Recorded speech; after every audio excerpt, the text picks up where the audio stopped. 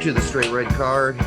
It's cocktail hour, and we are here to talk about, well, two topics today: the United States men's national team and all the changes and flips and flops, and we'll get into that, and then we'll talk about the Olympics. But we'll start off with all the things that are happening just in, like, even today, things were still happening as far as who can play, who can't play, who's allowed to go, who's not allowed to go. And we do know one thing: John Brooks and Reggie Cannon are still leaving after one game. They can only do Jamaica. And then we've got now we have Reyna, Sargent, and Richards can now stay for both games. So that changes, however we might have seen the Northern Ireland game. I mean, are we going to see some of the folks that, we wouldn't have usually seen starting? I mean, that might change things there. And for instance, if we and you and I really believe that John Brooks and Chris Richards starts game one, if Richards is sticking around, does he play in game two? Personally, I would say yes. I mean, he needs to get those games under the national team, start getting some chemistry built up, work with Stefan. I think he's absolutely starting both games, and I think we're going to look who's going to start next to him, and I think it's going to be Miazga for the second game, but let's not get into that. No, I won't. But does it make it more likely that Berhalter will do something like, I want to see Long with Brooks, and then I'll play Miazga and Richards in game two? I don't know. Does it or does it not? Hard to say. I know you hate that idea. Well, I mean, yeah, we have Richards for both games. There's no reason not to play him in both games. We know what Long does. We know what Miazga does. There's no reason that we don't give Richards a shot, especially given his form with Hoffenheim, just moving forward, Well, he had a rough last game. I mean, he had good and bad. Good and bad, yeah. But, I mean, he got an assist, but he also flubbed a ball up that went. But, you and I would like to see Richards twice. But often what you and I want, Greg doesn't care what you and I want.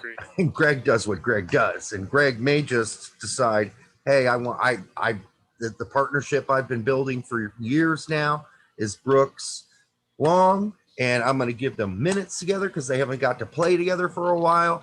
And I'll just do Richards, Miazga in the second one, and those will be the effective backups.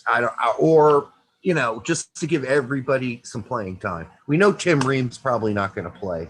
So, that's now. I don't think Eric Palmer Brown's going to play either. He might come in at the last 10 minutes of a game, depending, but I don't know.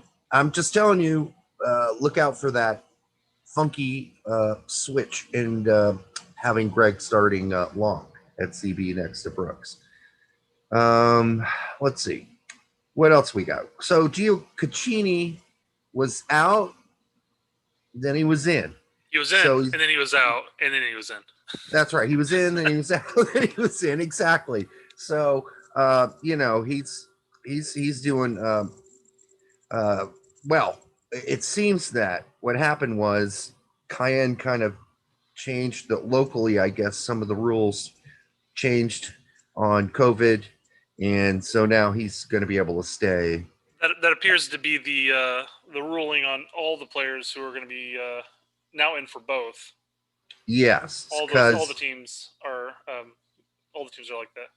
Yeah, so all of a sudden now Reyna can stay for 2 games, Sargent can stay for 2 games, and I believe what happened was they went from a long-term, after you get back from international duty, they went from a long-term, almost 2 weeks of isolation and testing to back to something more scientific, which is what we do in the United States with our sports like NHL, and people are just basically tested every day, and if at any point they fail a test, then they have to pass 2 tests after that to get back to playing. But if you get back to Germany, let's say Sargent comes back from the national team appearance and he passes 1 test and then 2 days later he passes another, then he's good to play for Bremen, as I understand it. Now I'm getting into the weeds here, but that's why they couldn't before. Before it was automatic 2 week, isolation and testing. And so, Sargent would have missed a week of Bremen games. And that's not good because they need every minute he can provide. And Reyna and Richards as well. But now that each of the individual regions in which they play have changed the rules, they all can stay. Meanwhile, out for whatever reason, as I understand it, Adams is out and Weah are out because because both of the cities in which they play changed the rules in the other direction. It got more extreme. And so now they're not even allowed to come and travel, which is odd since Adams has been traveling all over Europe playing, and so has Weah playing in the Champions League. And it didn't seem to make much of a difference. What am I missing there, Brett? I have no idea. Not on any other boards. I don't know anything that's going behind. Don't pay attention to the guy behind the curtain or anything on this. It's just it's a little confusing. I will say though, this definitely makes because when we had talked about the original lineup beforehand, and we always had this we had this pressing matter of, well, how do you play Pulisic because you want to get him out there? How do you play Reyna and Weah all at the same time, especially since Reyna and Weah we're only going to have one game? Yeah, not no longer a problem.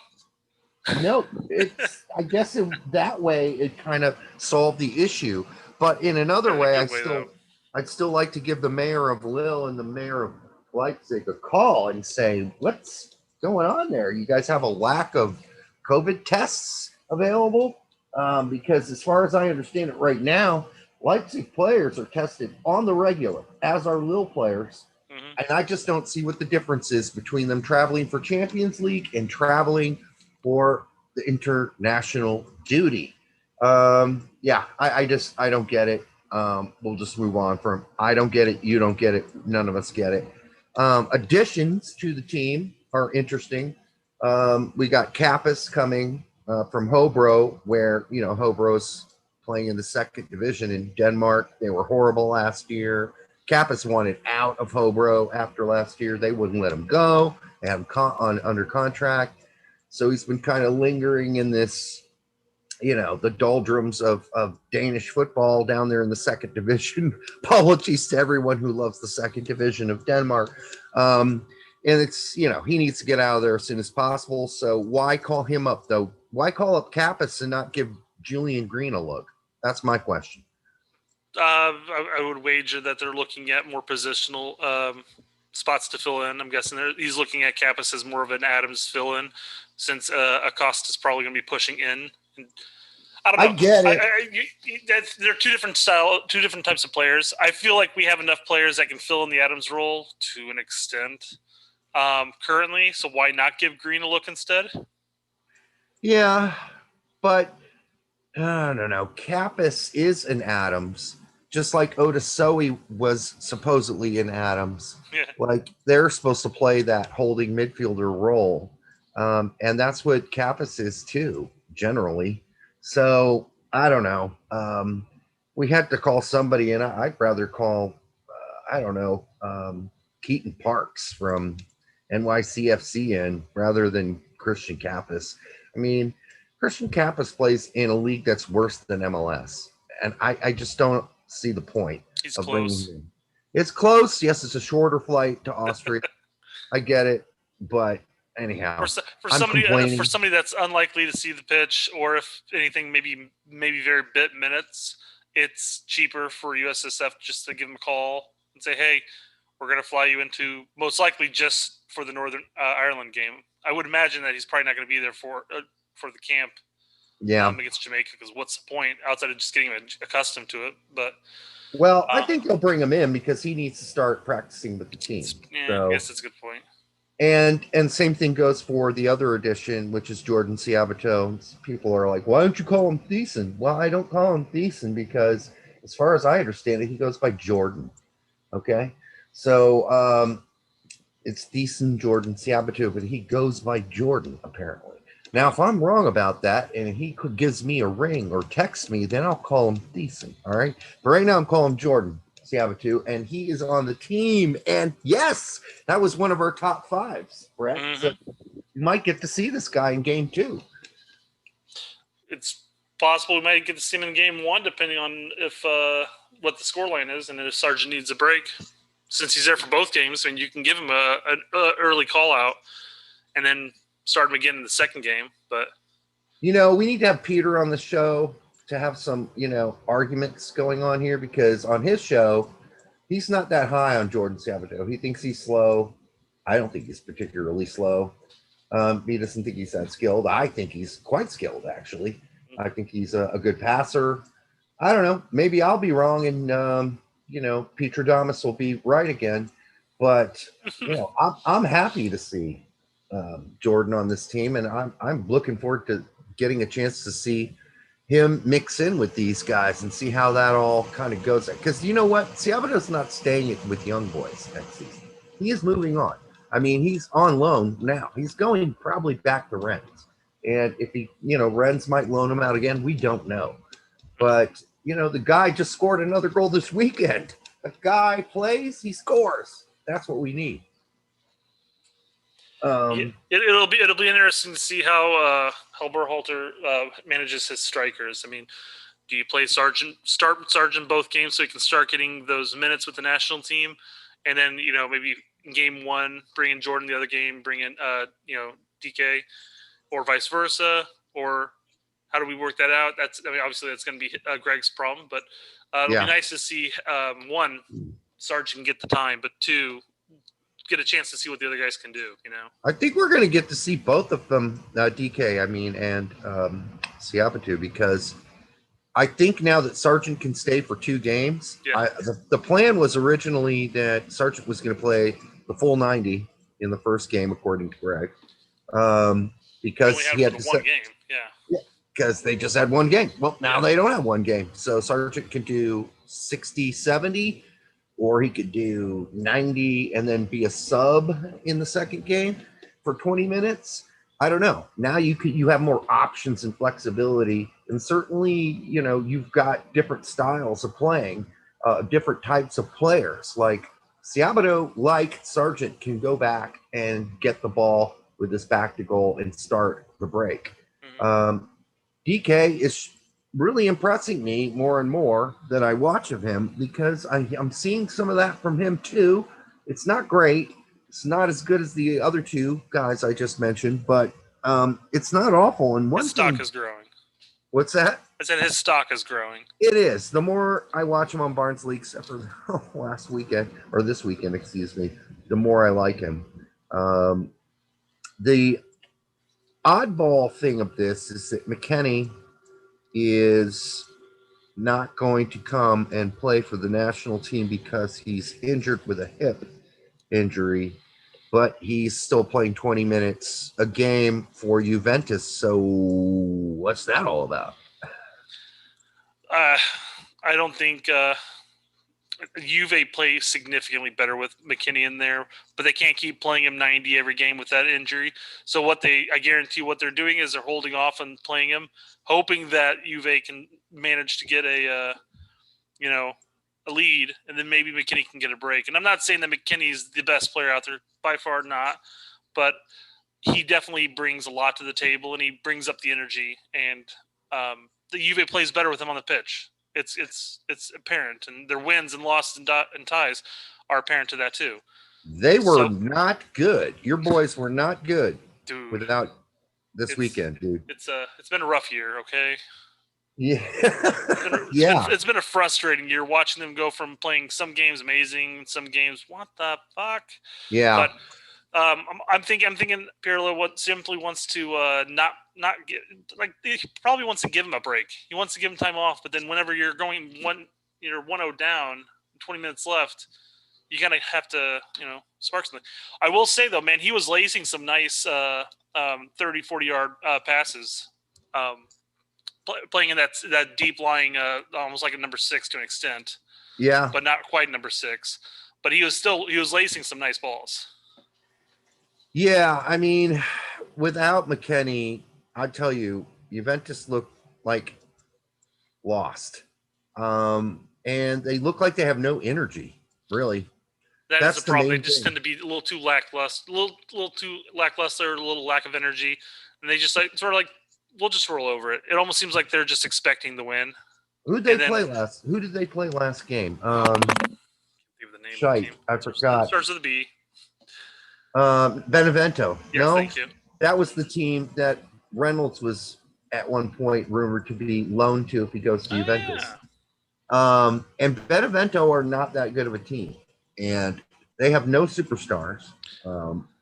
So I mean, it was embarrassing, is what it was. That game this weekend was embarrassing. And when McKinney came in, he got 20 minutes, but in a lot of ways, you're asking a lot for him to change the whole culture of the game at that point. Mm-hmm. The game was already, they were already kind of no energy, nothing really good happening going forward. And that's saying something when you got Cristiano Ronaldo and some of the other players on that team versus a Benevento who really have nobody. And the nobodies played harder. They wanted it more.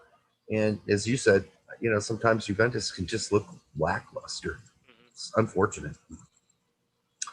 All right, so let's just go quick and make our picks for each position. Let's start with goalkeeper, Stefan. Absolutely. No doubt. No debates there.